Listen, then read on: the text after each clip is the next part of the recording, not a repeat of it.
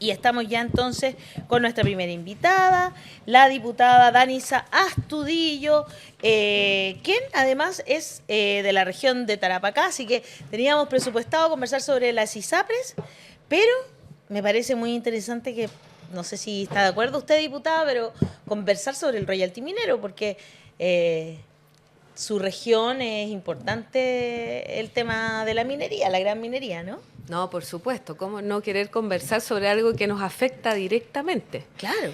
Y yo llegué unos minutitos antes, estaba escuchando y coincido, sí, mucho con lo que decía la diputada Veloso sobre el tema del verdadero patriotismo. Porque efectivamente, cuando en Chile el presidente Salvador Allende finalmente nacionaliza el cobre,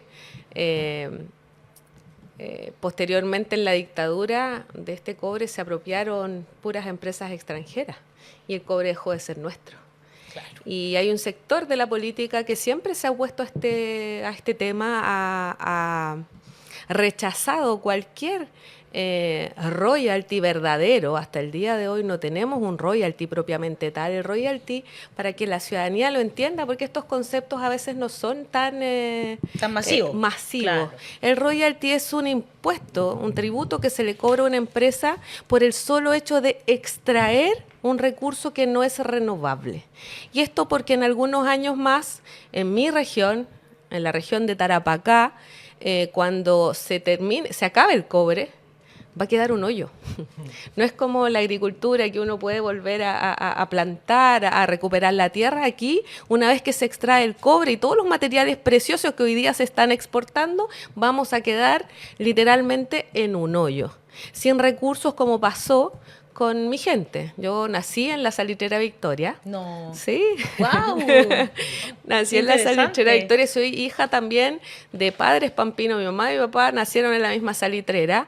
Y cuando el oro blanco se le encontró un sustituto y dejó de producirse en Chile, todos los pampinos fueron duramente perjudicados. Claro. Se quedaron sin empleo, sin vivienda y tuvieron que ir a buscar oportunidades. En este caso lo más cercano fue Iquique, a otras comunas del norte, pero fue un episodio muy duro para ellos y para el país en general. Por lo tanto, aquí es de toda justicia que se empezara a cobrar todavía, y voy a ser bien honesta, todavía no llegamos a un royalty. Y eso hay que decirlo porque la oposición nunca ha estado dispuesta a dar este paso. O sea, y cuando me refiero a la oposición es a la derecha. En completo nunca han estado dispuestos a dialogar sobre un verdadero royalty. Pero al menos estamos avanzando en la dirección correcta y hoy día las mineras van a tener que pagarnos a nosotros por ser comunas mineras, van a aportar dinero también para que las comunas más vulnerables podamos ejercer cierta equidad territorial, que hoy día es bien complicado. Y también hay otro fondo, está el de las comunas mineras. Sí, está el de las comunas mineras, el de la equidad territorial, ¿son tres? Son tres, y el tercero me está olvidando cuál es. Vamos a buscarlo, pero ¿está considerado también la conversación, el diálogo, la entrega de algún tipo de beneficio para las comunidades indígenas? Entiendo, por ejemplo, que la comunidad Coya estaba bastante inquieta también con respecto a en el fondo, qué iba a pasar con la biodiversidad de la zona y, por supuesto, con ser parte de los beneficios de la explotación. Bueno, aquí hay un diálogo todavía que da respecto, porque ayer se anunciaron cifras. Claro. Y la oposición empleó una estrategia bien... ¿cómo decirlo? Ellos de alguna manera alzaron la voz a algunos diputados de la UDI diciendo que este proyecto era malo porque querían más recursos para la región. Una estrategia bastante populista, pero que en el fondo escondía algo más de fondo. Y es que no querían que se aprobara este proyecto, querían dilatarlo y llevarlo a comisión mixta. Esa era la idea. Perdón, Fondo de Comunas Mineras, Fondo de Apoyo de Equidad Territorial y Fondo Regional de Producción y Desarrollo. Entonces aquí tenemos, para responder la pregunta, 3 ítems en los que nosotros hoy día vamos a tener que elaborar un reglamento. Y este reglamento, o sea, el Ejecutivo tiene que elaborarlo, pero la idea es que lo haga con participación nuestra, sobre todo a quienes estamos directamente afectados por la minería. Porque, ¿por qué se busca esta compensación? Porque nosotros tenemos muchas externalidades negativas. A lo mejor después, si me dan permiso, vamos a entrar en ese tema. Pero hoy día no hay nada definido, ni montos. Los montos que se filtraron eran como un estimativo que tiene errores que hay que afinar. Hay un artículo donde se agregan algunas temáticas específicas que pudieran beneficiar especialmente a las regiones mineras. Hay un grupo que piensa que hoy día hay que invertir estos recursos en seguridad, pero yo creo que también, si estamos pensando en descentralizar, tenemos que darle también la posibilidad a las autoridades locales, alcaldes, en este caso gobernadores, que también decidan desde sus necesidades territoriales, regionales, cómo vamos a gastar estos recursos. Yo no creo que debiera haber una directriz muy específica, porque si no, se pierde el sentido. Claro, exacto. Se pierde el sentido de esta ley. Claro, súper de acuerdo, sí. Y aquí lo que estamos buscando es que haya más equidad y por eso las decisiones también se tienen que tomar en los mismos territorios, ¿no? Ahora sí, quienes pertenecemos a regiones que convivimos con la minería. La minería, como toda industria, tiene pros y contras, ¿cierto? Y uno pudiera pensar, bueno que la minería genera empleo. Un empleo que además es bien pagado. Paga bien, claro. ¿Ya? Pero el problema que tenemos en la región de Tarapacá, particularmente, y no sé si le pasa a otras regiones mineras, es que nuestra gente no es la que ocupa esos empleos. Nosotros todas las semanas vemos como gente llega en charter privado, la minería trae gente a trabajar a nuestra región con la excusa de que nosotros no tenemos a personal suficientemente calificado para trabajar en estos rubros. Y ahí uno se pregunta, bueno, ¿y entonces por qué nuestros centros de formación técnica y profesional no están todos orientados en la minería? ¿Por qué? Porque hay pocas universidades que se instalan en la región, porque nunca tenemos los recursos, porque cada vez que se calcula la inversión regional, se calcula el per cápita. Y nosotros, como somos regiones pequeñas que se han ido despoblando también algunas comunas, como por ejemplo las comunas de la provincia del Tamarugal, los números no son rentables. Entonces, ¿qué pasa? Que en Tarapacá, hasta el día de hoy, funciona plenamente un solo hospital. Tenemos el segundo que se abrió en el Alto Hospicio, pero pucha, ¿qué costó? Chuta, y claro. La gente del Tamarugal no tiene siquiera, estamos, por ejemplo, la comuna de Colchane, a 3 horas y media de distancia para llegar a Iquique. O sea, una persona se puede morir en el trayecto. No tienes buenos indicadores en educación porque nadie invierte y la gente con mayor poder adquisitivo se traslada a la capital del país porque aquí encuentran todo. En el norte no están los colegios buenos que quieren para sus hijos, no están las universidades, no están las clínicas, no hay inversión Si en tienes cosas una enfermedad básicas importante, que claro. son mínimos para la calidad de vida de los integrantes de su familia. Mr. Kenyon dice, esa región, no recuerdo cuál, dice, que recibe plata de los casinos, eran grandes aportes, pero se los robaban, colegios sin terminar de construir. Hagan leyes que acompañen y busquen evitar esto. Mira, interesante comentario me pareció. Sí, yo creo que aquí efectivamente se entregan recursos, pero cuando uno ve las ganancias que tienen estas empresas, porque además entramos en otro tema y el tema de los casinos, porque el casino produce más también cosas negativas, externalidades negativas, porque tenemos a gente que incluso yo conozco casos de cerca, fui concejal de la comuna de Iquique también, gente que lo ha perdido todo. ¿De concejal a diputada? Que lo ha perdido todo por su patrimonio, su casa, todo por jugar en el casino. Entonces, yo creo que hay que regular efectivamente el tema de las plata, pero hay temas también más de fondo ahí. Uf, sí, claro. Hay mucho trabajo por hacer. Soy una diputada que es nueva, que cumplió su primer año en ejercicio. Tenemos muchas ideas, pero tú te das cuenta cuando llegas a la Cámara Que no es tan fácil. que los proyectos ¿no? demoran mucho. Claro. Porque tienen muchos procesos. Primero tienes que juntar las firmas, después tienes que buscar los consensos para que pase a comisión, Claro. después de la comisión a la votación en el pleno de la Cámara, después al Senado, los mismos procesos. Entonces, pueden pasarse los 4 años y a veces hay Y proyectos más. de ley Exacto. 12, 20 años que demoraron en ver la luz. ¿Cuánto tiempo lleva el de la violencia integral hacia la mujer ahí en el Congreso, digamos, en general? 6 años, por lo menos. No, y sobre todo, ¿cuándo demoran más? Cuando no hay consenso entre las partes. Hay Exactamente. proyectos que no demoran porque algunos creen que nosotros nos demoramos y no hacemos la pega. En realidad estamos tapados de trabajo. Tenemos mucho trabajo, siempre estamos, y la gente también. Por eso tienen equipos grandes que puedan ayudar. no todo. No muy grande, ¿No? porque la verdad es que el presupuesto... ¿Con cuánta gente trabaja usted? Mira, yo diputada? tengo 2 asesores legislativos, porque nuestra pega es legislar. Tengo una secretaria, un jefe de gabinete y un camarógrafo. Y externalizo los servicios de comunicaciones, porque si no tampoco te dan las lucas. Entonces, mucha gente que usa los gastos operacionales, los traspasa a gastos para contratar recursos humanos. Además, mira, una de las externalidades negativas de la minería en mi región es que como los sueldos son altos, para este público minero, el costo de la vida en Tarapacá es alto. La vivienda, Es ¿para qué te digo? carísimo, los departamentos son carísimos. El arriendo de una pieza no te vale menos de 180.000 pesos si quieres un baño privado. Una pieza. Entonces, yo tampoco le puedo pagar poco dinero a mi gente porque sería una contradicción, más aún siendo socialista, ¿no? Obvio, estamos con usted. Casana Cram.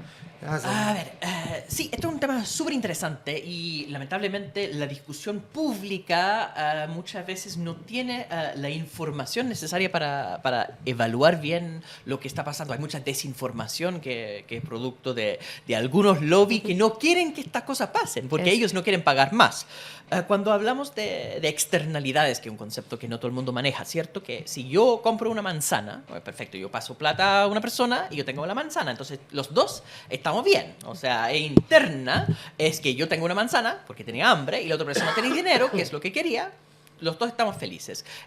Pero las externalidades son para las terceras personas, los que están viendo, que no son ni compradores ni vendedores. Y en la comunidad, ¿qué ocurre? Si yo compro una manzana no hay ningún problema porque esto no genera efectos negativos para otras personas. Pero si yo compro un auto, súper bien para mí, porque si tengo el auto, no sé manejar, pero en teoría, eso podría ser otro tipo de problema. Pero yo compro el auto, tengo el auto bien para mí, la persona que vende el auto tiene más dinero, feliz para esa persona, pero para los que están al lado respirando, toda esta contaminación afecta. Y esto afecta a personas que no son ni compradores ni vendedores en esa situación, sino las terceras personas. Entonces existen sí estas externalidades negativas y uno dice, ¿cómo podemos mitigar o reducir esto?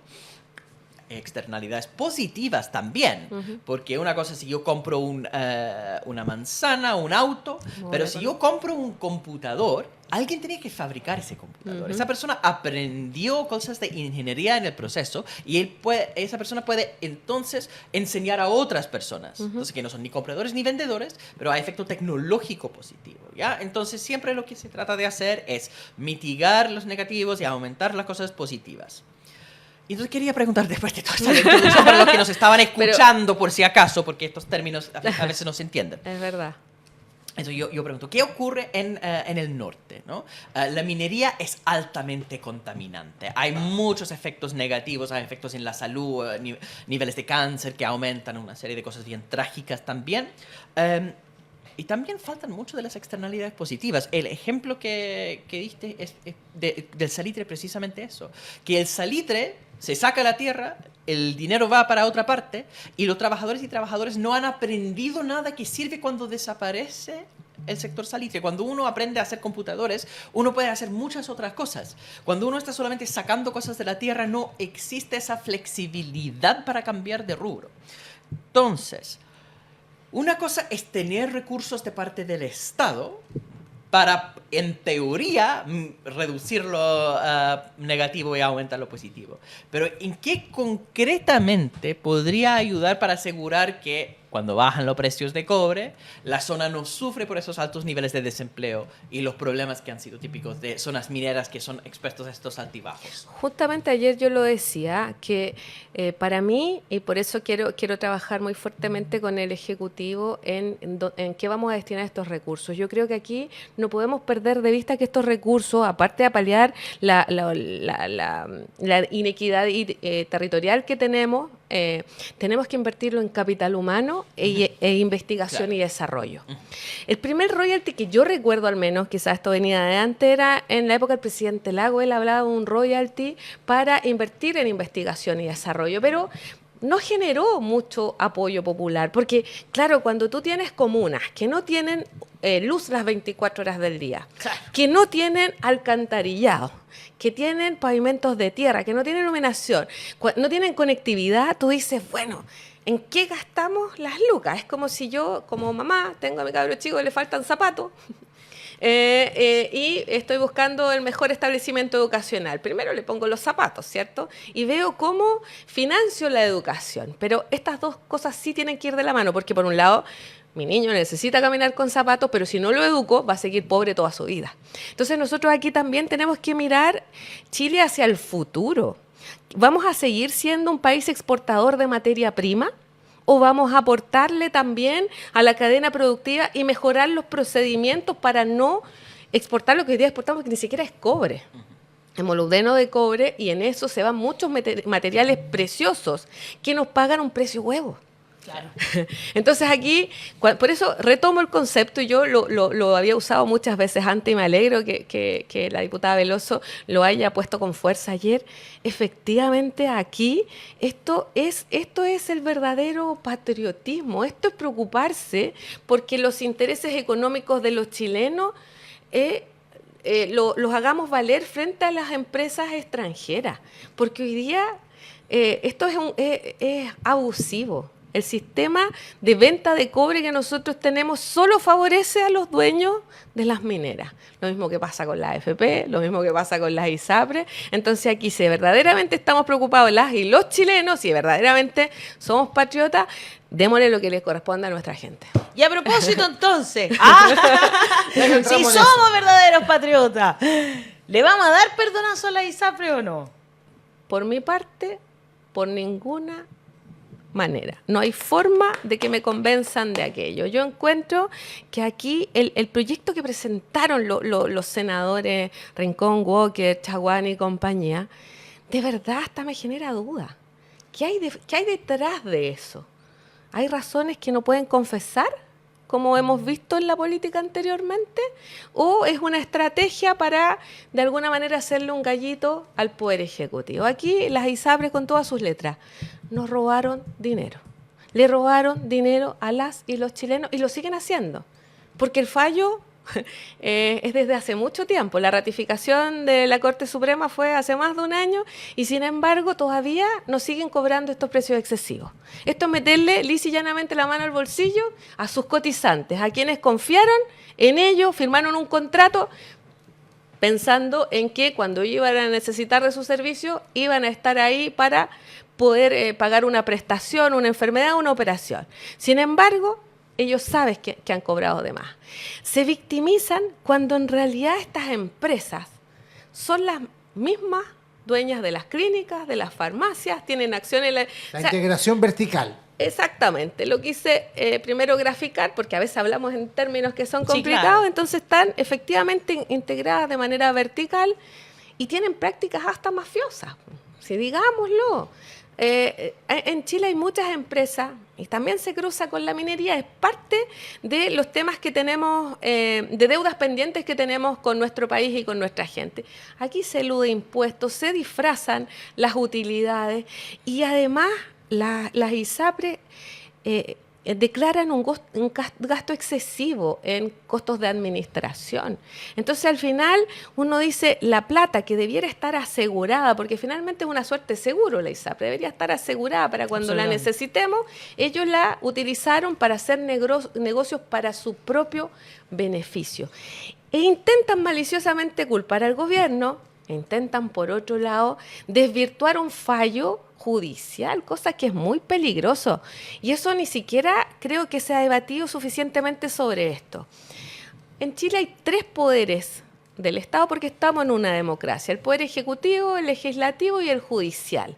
Cuando hay un grupo de senadores que pretende desvirtuar un fallo de la Corte Suprema, dándole un perdonazo o lisa y llanamente un indulto a este grupo que podríamos incluso calificar, si fueran personas comunes y corrientes, como parte de una banda de crimen organizado. Porque esto fue pensado, esto fue concertado, y sabiendo las normas, no las cumplieron. Y por lo tanto aquí este mismo grupo que hoy día es oposición al gobierno, que habla todos los días de delincuencia, que todos los días hablan que hay que ponerle mano dura al crimen organizado, ¿qué pasa con las ISAPRES, pues? ¿Por qué ahí no están disponibles para que estas empresas le devuelvan legítimamente el dinero que es de sus cotizantes. Si este dinero es de la gente. Claro. Entonces, no busquemos fórmulas para un perdonazo, no busquemos fórmulas para que nos paguen. Esto me hacía acordar también a las salitreras, cuando pagaban con ficha. Con ficha. Claro. ¿Quieren devolvernos con prestaciones? Porque no, quieren señora. devolver con prestaciones. Exacto. Estás en lo correcto. Total. A mí también me recordó lo mismo. No, y quiero apoyarla, diputada, con esta información que salió en Interferencia. Galilea, que es uno de los diputados, ¿no es cierto?, está ligado a la ISAPRE con salud, a través de su padre, Víctor Galilea Linares, que es expresidente de la Cámara Chilena de la Construcción, propietaria del ISAPRE, y su hermano Pablo Galilea, expresidente regional de la entidad. Otro de los promotores del proyecto de salvataje para las ISAPRES es Javier Macaya, timonel de la UDI, que ha criticado duramente la ley del gobierno. No obstante, al igual que Galilea, Macaya mantiene lazos con las ISAPRES. Durante su campaña senatorial de 2021 recibió aportes de Patricio Parodi, exdirector de las ISAPRES Banmédica y Vida 3, cuando pertenecían al grupo Penta, por un total de 3 millones de pesos. Macaya también recibió los aportes de los exministros Sebastián Piñera, José Ramón Valente, el exdirector de Banmédica, Gerardo Varela, quien se identificó como abogado de la ISAPRE en 2015, pero sin revelar cuál. Valente le aportó 1 millón de pesos, mientras que Varela 500.000.